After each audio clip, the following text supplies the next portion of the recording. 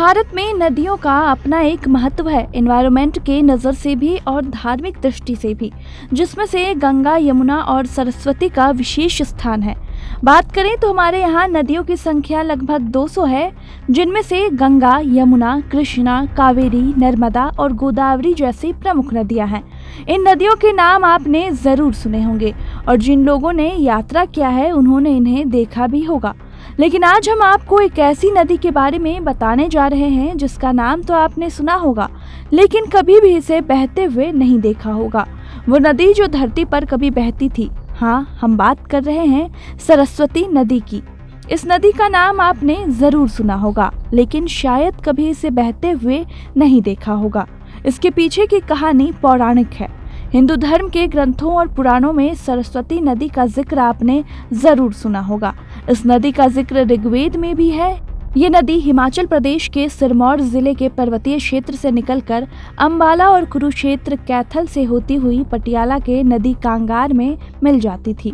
पौराणिक कथाओं में इस नदी को बहुत महत्व दिया गया है, लेकिन आज ये नदी धरती से विलुप्त हो गई है। कहते हैं कि हजारों साल पहले ये नदी बहती थी, लेकिन किसी श्राप के कारण ये सूख गई और विलुप्त हो गई। बहुत से वैज्ञानिक खोजों से पता चलता है कि एक समय ऐसा था जब सरस्वती नदी के आसपास के स्थानों में भूकंप आए और जमीन के नीचे के पहाड़ ऊपर उठ गए और सरस्वती नदी का जल पीछे की ओर चला गया। वैदिक काल में एक और नदी दृष्टद्वती का वर्णन भी आता है। ये सरस्वती नदी की सहायक नदी थी। ये भी हरियाणा से होकर बहती थी। जब भीषण भूकंप आए और हरियाणा और राजस्थान की धरती के नीचे पहाड़ ऊपर उठे तो नदियों के बहाव की दिशा ही बदल गई। उस समय दृष्टद्वती नदी, जो सरस्वती नदी की सहायक नदी थी, उत्तर और पूर्व की ओर बहने लगी। इसी दृष्टद्वती को अब यमुना नदी कहा जाता है। इसका इतिहास 4000 वर्ष पूर्व माना जाता है। यमुना नदी पहले चंबल की सहायक नदी थी। भूकंप के कारण जब जमीन ऊपर उठी तो सरस्वती का पानी यमुना में गिर गया और सरस्वती नदी यमुना में जा मिली। प्रयाग को इसी वजह से 3 नदियों का संगम माना गया है, क्योंकि वहां अभी भी सरस्वती नदी गुप्त रूप से बहती है। जबकि वैज्ञानिकों की माने तो ये नदी विलुप्त हो गई है और ये नदी कभी भी प्रयागराज तक नहीं पहुंची।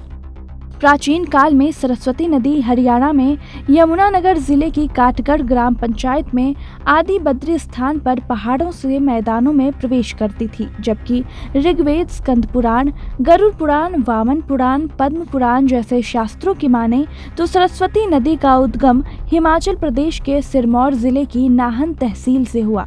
एक कथा के अनुसार योगी वन में मार्कंडेय मुनि ने तपस्या की थी, जिससे प्रसन्न होकर सरस्वती नदी गूलर में प्रकट हुई। पौराणिक कथाओं के अनुसार मार्कंडेय मुनि ने सरस्वती का पूजन किया, जिसके बाद मां सरस्वती ने वन के तालाब को अपने जल से भरा और फिर पश्चिम दिशा की ओर चली गई। महाभारत में वर्णित है कि राजा पुरुरवा सरस्वती नदी के तट के पास अपनी होने वाली पत्नी उर्वशी से मिले थे। महाभारत का युद्ध न केवल सरस्वती नदी के पास लड़ा गया था, बल्कि उसका पाठ भी तटों के पास ही हुआ था। आपको बता दें कि सरस्वती नदी को विलुप्त होने का श्राप मिला था।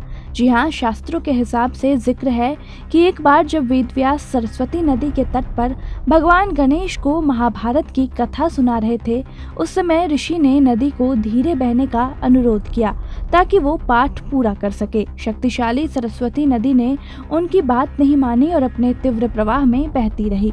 नदी के इस व्यवहार से क्रोधित होकर भगवान गणेश ने नदी को श्राप दिया कि वो एक दिन विलुप्त हो जाएगी।